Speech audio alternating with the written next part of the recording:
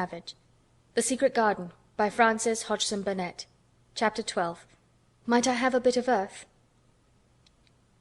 Mary ran so fast that she was rather out of breath when she reached her room. Her hair was ruffled on her forehead, and her cheeks were bright pink. Her dinner was waiting on the table, and Martha was waiting near it. "Tha's a bit late," she said. "Where has tha been?" "I've seen Dickon," said Mary. "I've seen Dickon." "I knew he'd come," said Martha exultantly. "How does tha like him?" I think he's beautiful," said Mary in a determined voice. Martha looked rather taken aback, but she looked pleased too. "Well," she said, "he's the best lad as ever was born, but us never thought he was handsome. His nose turns up too much." "I like it to turn up," said Mary. "An' his eyes is so round," said Martha a trifle doubtful, "though they're a nice color." "I like them round," said Mary, "and they are exactly the color of the sky over the moor." Martha beamed with satisfaction. "Mother says he made 'em that color with always looking up at the birds in the clouds. But he has got a big mouth, hasn't he now?" "I love his big mouth," said Mary obstinately. "I wish mine were just like it." Martha chuckled delightedly. "It'd look rare and funny in thy tiny bit of a face," she said. "But I knowed it would be that way when tha saw him. How did tha like the seeds and the garden tools?" "How did you know he brought them?" asked Mary. "Eh? I never thought of him not bringing 'em. He'd be sure to bring 'em if they was in Yorkshire. He's such a trusty lad." Mary was afraid that she might begin to ask difficult questions, but she did not. She was very much interested in the seeds and gardening tools, and there was only one moment when Mary was frightened. This was when she began to ask where the flowers were to be planted. "Who did tha ask about it?" she inquired. "I haven't asked anybody yet," said Mary, hesitating. "Well, I wouldn't ask the head gardener. He's too grand, Mr. Roach is." "I've never seen him," said Mary. "I've only seen under gardeners and Ben Weatherstaff." "If I was you I'd ask Ben Weatherstaff," advised Martha. "He's not half as bad as he looks, for all he's so crabbed. Mester Craven lets him do what he likes, because he was here when Mrs. Craven was alive, and he used to make her laugh. She liked him. Perhaps he'd find you a corner somewhere out of the way." "If it was out of the way and no one wanted it, no one could mind my having it, could they?" Mary said anxiously. "There wouldn't be no reason," answered Martha. "You wouldn't do no harm." Mary ate her dinner as quickly as she could, and when she rose from the table she was going to run to her room to put her hat on again, but Martha stopped her. "I've got something to tell you," she said. "I thought I'd let you eat your dinner first. Mr. Craven came back this morning, and I think he wants to see you." Mary turned quite pale. "Oh!" she said. "Why? Why? He didn't want to see me when I came. I heard Pitcher say he didn't." "Well," explained Martha, "Mrs. Medlock says it's because o' Mother. She was walking to Thwaite village and she met him. She'd never spoke to him before, but Mrs. Craven had been to our cottage 2 or 3 times. He'd forgot, but Mother hadn't, and she made bold to stop him. I don't know what she said to him about you, but she said something as has put him in the mind to see you before he goes away again tomorrow." "Oh!" cried Mary. "Is he going away tomorrow? I am so glad." "He's going for a long time. He mayn't come back till autumn or winter. He's going to travel in foreign places. He's always doing it." "Oh, I'm so glad, so glad," said Mary thankfully. If he did not come back until winter, or even autumn, there would be time to watch the secret garden come alive. Even if he found out then and took it away from her, she would have had that much at least. "When do you think you will want to see—" She did not finish the sentence because the door opened and Mrs. Medlock walked in. She had on her best black dress and cap, and her collar was fastened with a large brooch with a picture of a man's face on it. It was a colored photograph of Mr. Medlock, who had died years ago, and she always wore it when she was dressed up. She looked nervous and excited. "Your hair's rough," she said quickly. "Go and brush it. Martha, help her to slip on her best dress. Mr. Craven sent me to bring her to him in his study." All the pink left Mary's cheeks. Her heart began to thump, and she felt herself changing into a stiff, plain, silent child again. She did not even answer Mrs. Medlock, but turned and walked into her bedroom, followed by Martha. She said nothing while her dress was changed and her hair brushed, and after she was quite tidy she followed Mrs. Medlock down the corridors in silence. What was there for her to say? She was obliged to go and see Mr. Craven, and he would not like her, and she would not like him. She knew what he would think of her. She was taken to a part of the house she had not been into before. At last Mrs. Medlock knocked at a door, and when someone said, "Come in," they entered the room together. A man was sitting in an armchair before the fire, and Mrs. Medlock spoke to him. "This is Miss Mary, sir," he said. "You can go and leave her here.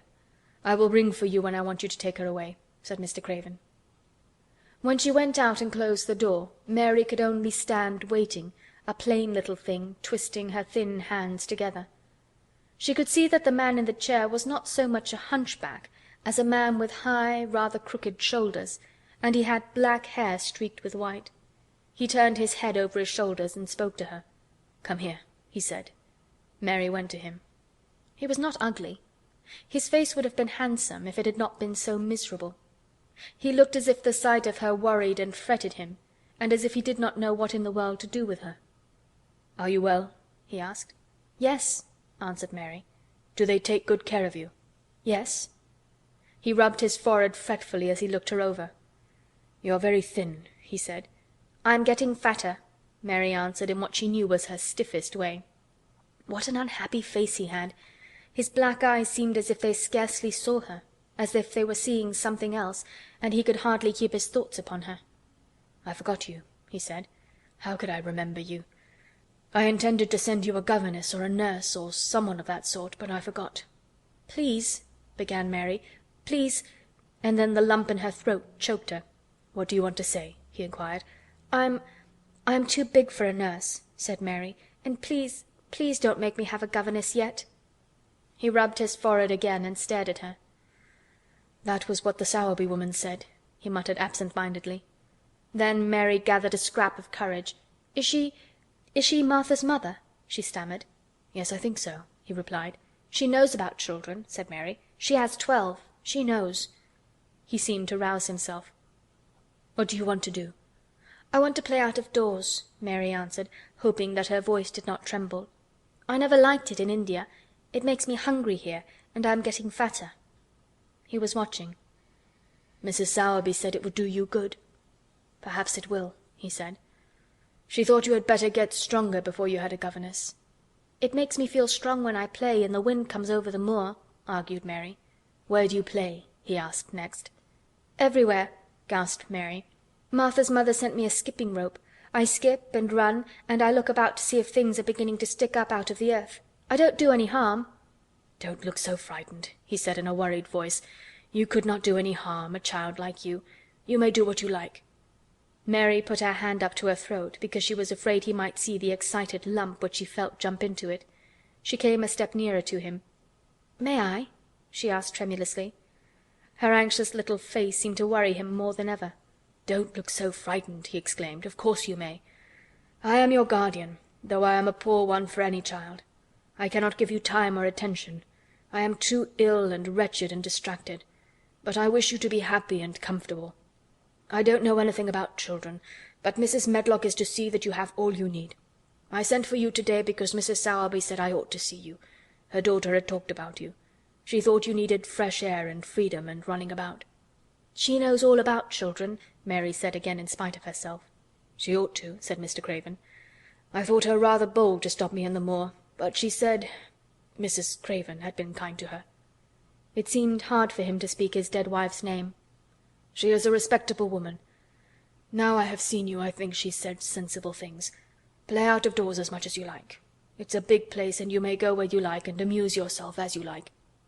Is there anything you want?" As if a sudden thought had struck him. "Do you want toys, books, dolls?" "Might I," quavered Mary, "might I have a bit of earth?" In her eagerness she did not realize how queer the words would sound, and that they were not the ones she had meant to say. Mr. Craven looked quite startled. "Earth?" he repeated. "What do you mean?" "To plant seeds in, to make things grow, to see them come alive," Mary faltered. He gazed at her a moment and then passed his hand quickly over his eyes. "Do you care about gardens so much?" he said slowly. "I didn't know about them in India," said Mary. "I was always ill and tired, and it was too hot. I sometimes made little beds in the sand and stuck flowers in them. But here it is different." Mr. Craven got up and began to walk slowly across the room. "A bit of earth," he said to himself, and Mary thought that somehow she must have reminded him of something. When he stopped and spoke to her, his dark eyes looked almost soft and kind. "You can have as much earth as you want," he said. "You remind me of someone else who loved the earth and things that grow. When you see a bit of earth you want, with something like a smile, take it, child, and make it come alive." "May I take it from anywhere, if it's not wanted?" "Anywhere," he answered. "There, you must go now. I am tired." He touched the bell to call Mrs. Medlock. "Good-bye. I shall be away all summer." Mrs. Medlock came so quickly that Mary thought she must have been waiting in the corridor. "Mrs. Medlock," Mr. Craven said to her, "now I have seen the child, I understand what Mrs. Sowerby meant. She must be less delicate before she begins lessons. Give her simple, healthy food. Let her run wild in the garden. Don't look after her too much. She needs liberty and fresh air and romping about. Mrs. Sowerby is to come and see her now and then, and she may sometimes go to the cottage." Mrs. Medlock looked pleased. She was relieved to hear that she need not look after Mary too much. She had felt her a tiresome charge, and had, indeed, seen as little of her as she dared. In addition to this, she was fond of Martha's mother. "Thank you, sir," she said. "Susan Sowerby and me went to school together, and she's as sensible and good-hearted a woman as you'd find in a day's walk. I never had any children myself, and she's had 12, and there never was healthier or better ones. Miss Mary can get no harm from them. I'd always take Susan Sowerby's advice about children myself. She's what you might call healthy-minded, if you understand me." "I understand," Mr. Craven answered. "Take Miss Mary away now and send Pitcher to me." When Mrs. Medlock left her at the end of her own corridor, Mary flew back to her room. She found Martha waiting there. Martha had, in fact, hurried back after she had removed the dinner service. "I can have my garden," cried Mary. "I may have it where I like. I am not going to have a governess for a long time. Your mother is coming to see me, and I may go to your cottage. He says a little girl like me could not do any harm, and I may do what I like, anywhere." "Eh?" said Martha delightedly. "That was nice of him, wasn't it?" "Martha," said Mary solemnly, "he is really a nice man, only his face is so miserable, and his forehead is all drawn together." She ran as quickly as she could to the garden. She had been away so much longer than she had thought she should, and she knew Dickon would have to set out early on his 5-mile walk. When she slipped through the door under the ivy, she saw that he was not working where she had left him. The gardening tools were laid together under a tree. She ran to them, looking all around the place, but there was no Dickon to be seen. He had gone away, and the secret garden was empty, except for the robin who had just flown across the wall and sat on a standard rose-bush watching her. "He's gone," she said woefully. "Oh, was he only a wood fairy?" Something white fastened to the standard rose-bush caught her eye. It was a piece of paper. In fact, it was a piece of the letter she had printed for Martha to send to Dickon.